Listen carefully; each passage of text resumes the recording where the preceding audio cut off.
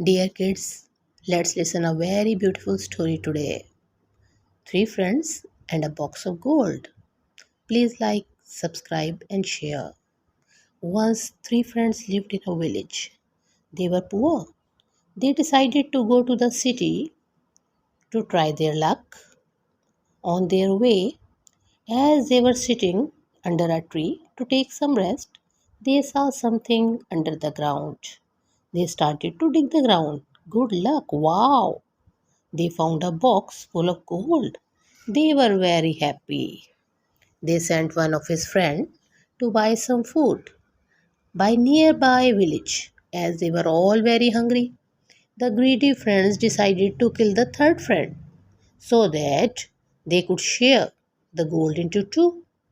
The third friend was also very greedy. He mixed poison in food so that he could get the whole gold alone.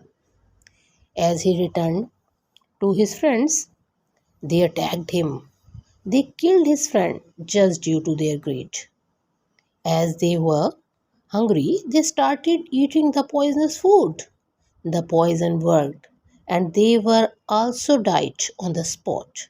No one could enjoy the facility of gold. Moral: greed is a curse.